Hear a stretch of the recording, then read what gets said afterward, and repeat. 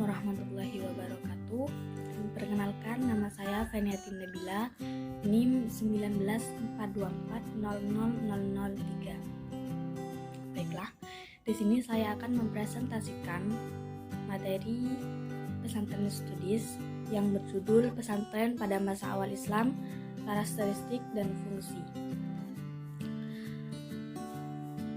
Oke, nah pesantren itu apa sih? Nah, di sini saya akan menjelaskannya, meskipun tidak terlalu rinci. Salah satu penyebaran dan pengajaran agama Islam di Indonesia dilakukan oleh lembaga pendidikan yang dikenal dengan sebutan pesantren. Perannya sangat besar dalam masa-masa awal penyebaran Islam di Nusantara.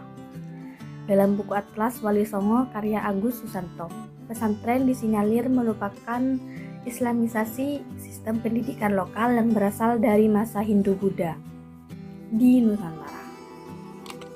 Nah, pada kala itu, lembaga pendidikan lokal berupa padepokan dan dukuh banyak didirikan untuk mendidik para santri.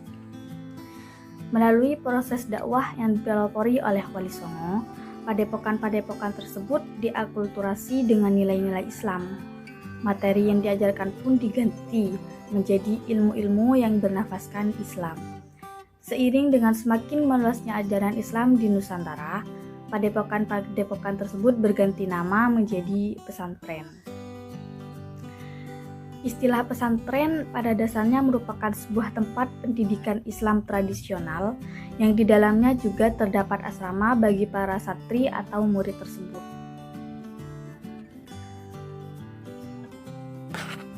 Dengan kata lain, para siswa tinggal bersama dan belajar ilmu agama di bawah bimbingan guru yang dikenal dengan sebutan kiai.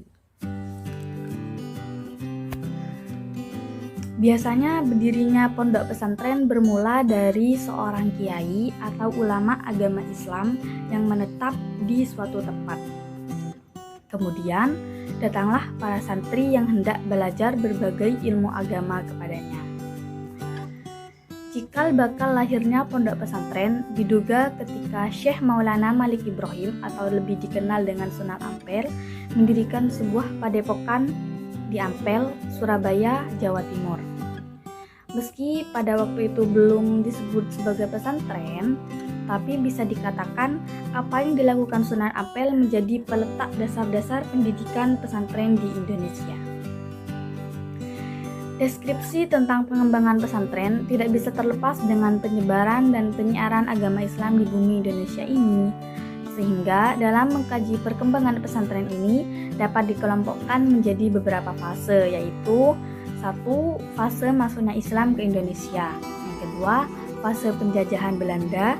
Ketiga, fase penjajahan Jepang. Dan keempat, fase Indonesia merdeka. Pondok pesantren sebagai lembaga pendidikan mempunyai karakteristik yang sangat kompleks. Ciri-ciri umum atau karakteristik ditandai dengan adanya 1. Kiai sebagai figur yang biasanya juga sebagai pemilik dan juga sebagai seseorang yang mengajarkan agama-agama dan berbagai ilmu kepada murid. Yang kedua yakni santri atau murid yang belajar dari kiai. Nah, santri inilah yang kemudian karakteristik yang ketiga yakni asrama sebagai tempat tinggal para santri di mana masjid sebagai pusatnya. Lalu yang keempat, adanya pendidikan dan pengajaran agama melalui sistem pengajian yang sekarang sebagian sudah berkembang dengan sistem klasikal atau madrasah.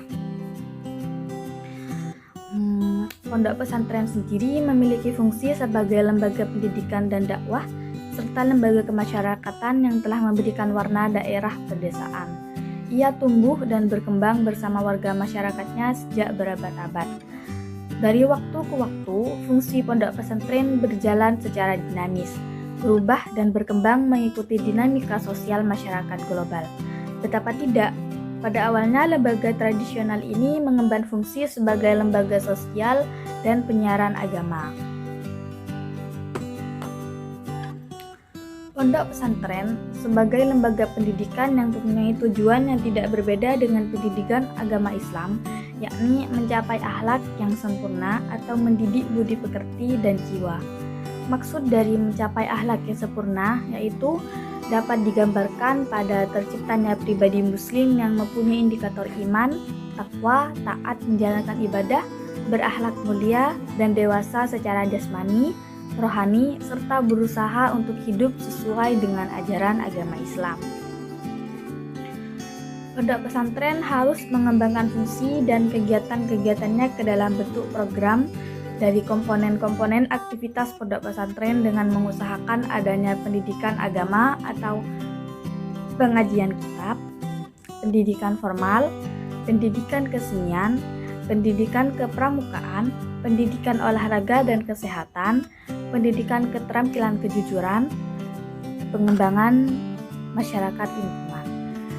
Dalam fungsi kemasyarakatan, pondok pesantren masih diperlukan pengembangan dan pembinaan terutama mengenai fungsi penyebaran agama atau dakwah, fungsi sebagai komunikator pembangunan, dan 3 fungsi pemeliharaan nilai-nilai. Pondok pesantren memiliki fungsi sebagai lembaga pendidikan dan dakwah serta lembaga kemasyarakatan yang telah memberikan warna daerah pedesaan. Ia tumbuh dan berkembang bersama warga masyarakat sejak berabad-abad. Oleh karena itu, tidak hanya secara kultural bisa diterima, tapi bahkan telah ikut serta membentuk dan memberikan gerak serta nilai kehidupan pada masyarakat yang senantiasa tumbuh dan berkembang.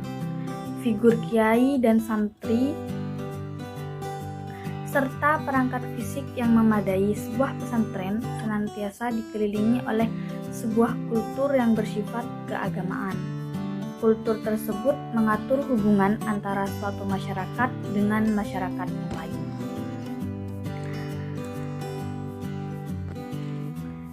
Pesantren berupaya merubah dan mengembangkan tatanan cara hidup yang mampu menampilkan sebuah pola kehidupan yang menarik untuk diikuti.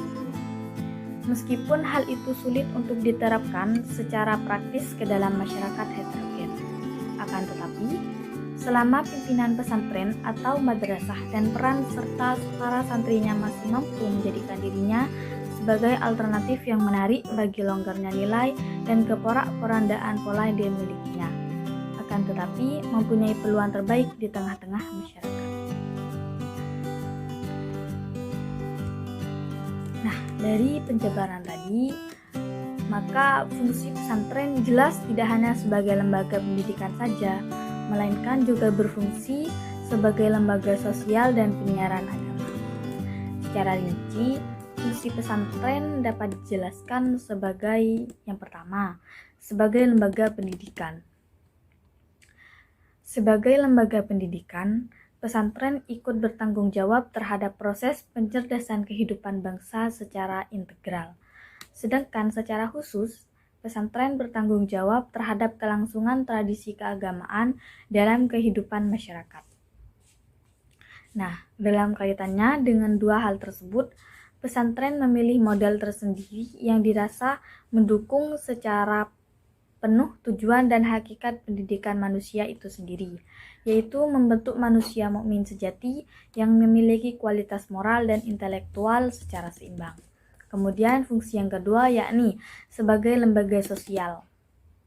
Nah, sebagai lembaga sosial, pesantren menampung anak dari segala lapisan masyarakat muslim tanpa membeda-bedakan tingkat sosial ekonomi orang tuanya.